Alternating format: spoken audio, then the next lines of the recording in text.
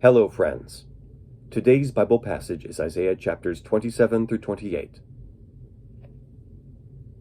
In that day, the Lord will punish with his sword, his fierce, great, and powerful sword, Leviathan, the gliding serpent, Leviathan, the coiling serpent. He will slay the monster of the sea. In that day, sing about a fruitful vineyard. I, the Lord, watch over it. I water it continually. I guard it day and night, so that no one may harm it. I am not angry. If only there were briars and thorns confronting me, I would march against them in battle. I would set them all on fire. Or else let them come to me for refuge.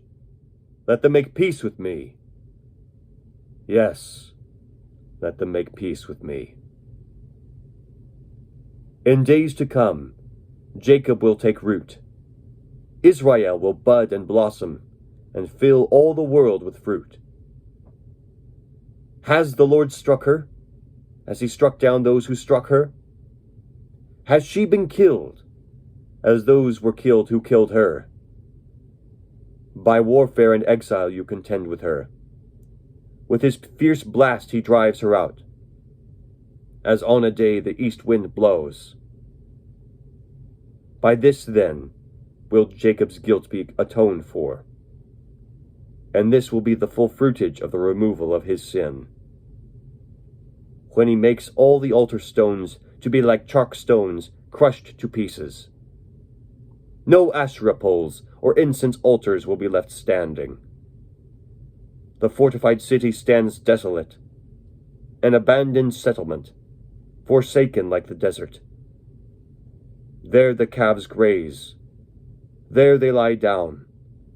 They strip its branches bare. When its twigs are dry, they are broken off, and women come and make fires with them. For this is a people without understanding, so their Maker has no compassion on them, and their Creator shows them no favor. In that day, the Lord will thresh from the flowing Euphrates to the Wadi of Egypt, and you, O Israelites, will be gathered up one by one. And in that day, a great trumpet will sound.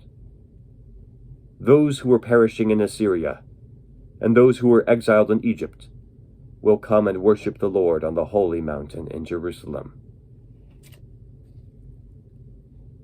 Woe to that wreath, the pride of Ephraim's drunkards, to the fading flower, his glorious beauty.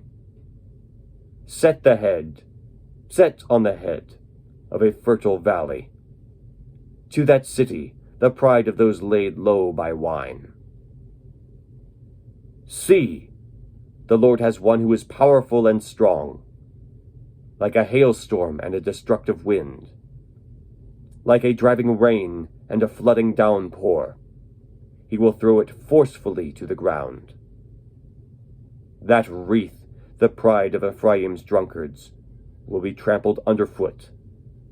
That fading flower has his glorious beauty, will be set like a fig ripe before harvest. As soon as someone sees it and takes it in his hand, he swallows it. In that day the Lord Almighty will be a glorious crown, a beautiful wreath for the remnant of his people. He will be a spirit of justice to him who sits in judgment, a source of strength to those who turn back the battle at the gate. And these also stagger from wine and reel from beer. Priests and prophets stagger from beer and are befuddled with wine. They reel from beer, they stagger when seeing visions, they stumble when rendering decisions. All the tables are covered with vomit, and there is not a spot without filth. Who is it he is trying to teach? To whom is he explaining his message? To children weaned from their milk, to those just taken from the breast? For it is Do and do, do and do, rule on rule, rule on rule, a little here, a little there. Very well, then. With foreign lips and strange tongues God will speak to this people, to whom he said, This is the resting place, let the weary rest, and this is the place of repose. But they would not listen. So then, the word of the Lord to them will become do and do, do and do, rule on rule, rule on rule, a little here, a little there, so that they will go and fall backward, be injured, and snared, and captured. Therefore, hear the word of the Lord, you scoffers, who rule this people in Jerusalem. You boast, we have entered into a covenant with death, with a grave we have made an agreement. When an overwhelming scourge sweeps by, it cannot touch us, for we have made a lie our refuge, and falsehood our hiding place. So this is what the sovereign Lord says. See, I lay a stone in Zion, a tested stone, a precious cornerstone for a sure foundation. The one who trusts will never be dismayed. I will make justice the measuring line, and righteousness the plumb line. Hail will sweep away your refuge, the lie, and water will overflow your hiding place. Your covenant with death will be annulled. Your agreement with the grave will not stand. When the overwhelming scourge sweeps by, you will be beaten down by it. As often as it comes, it will carry you away. Morning after morning, by day and by night, it will sweep through. The understanding of this message will bring sheer terror. The bed is too short to stretch out on, the blanket too narrow to wrap around you. The Lord will rise up as he did at Mount Perazim. He will rouse himself as in the valley of Gibeon, to do his work, his strange work, and perform his task, his alien task. Now stop your mocking, or your chains will become heavier. The Lord Almighty has told me of the destruction decreed against the whole land. Listen and hear my voice. Pay attention and hear what I say. When a farmer plows for planting, does he plow continually? Does he keep on breaking up and harrowing the soil? When he has leveled the surface, does he not sow caraway and scatter cumin?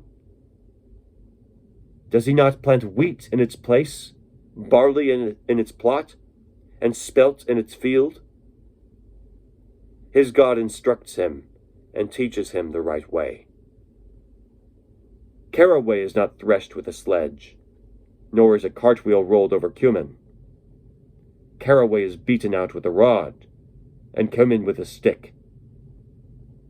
Grain must be ground to make bread, so one does not go on threshing it forever.